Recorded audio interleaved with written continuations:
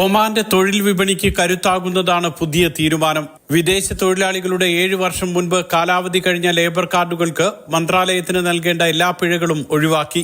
2018 വരെയുള്ള സാമ്പത്തിക കുടിശ്ശികകൾ അടയ്ക്കുന്നതിൽ നിന്ന് തൊഴിലാളികളെയും ബിസിനസ് ഉടമകളെയും ഒഴിവാക്കും. നാടുകടത്തപ്പെട്ട തൊഴിലാളികളുടെ ടിക്കറ്റ് തുക ഉൾപ്പെടെയാണ് ഇത്. 10 വർഷമായി പ്രവർത്തനരഹിതമായ ലേബർ കാർഡുകൾ റദ്ദാക്കും. ഇക്കാലയളവിൽ കാർഡ് ഉടമകൾ അനുബന്ധ സേവനങ്ങൾക്ക് അപേക്ഷിക്കാത്തതിനാലാണ് നടപടി.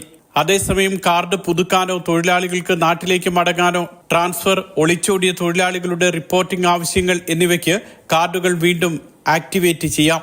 ലിക്വിഡേറ്റ് ചെയ്ത കമ്പനികളിലെ തൊഴിലാളികളെ നാടുകടത്തുകയോ മറ്റ് സ്ഥാപനങ്ങളിലേക്ക് കൈമാറുകയോ ചെയ്താൽ അവർക്കെതിരായ സാമ്പത്തിക ബാധ്യതകൾ എഴുതിത്തള്ളും.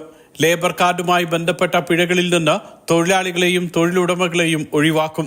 ഇതു സംബന്ധിച്ച നടപടികൾക്കായി ഫെബ്രുവരി 1 മുതൽ 6 മാസത്തെ സമയം അനുവദിച്ചതായും തൊഴിൽ മന്ത്രാലയം അറിയിച്ചു. ഫെബ്രുവരി 1 മുതൽ ജൂലൈ 31 വരെ വെബ്സൈറ്റ് വഴിയും വിവിധ സേവന വിതരണ ഔട്ട്ലെറ്റുകൾ വഴിയും പുതിയ തൊഴിൽ നിയമവുമായി ബന്ധപ്പെട്ട അപേക്ഷകൾ സ്വീകരിക്കുമെന്ന് മന്ത്രാലയം വ്യക്തമാക്കി. Mathrubhumi news, Muscat.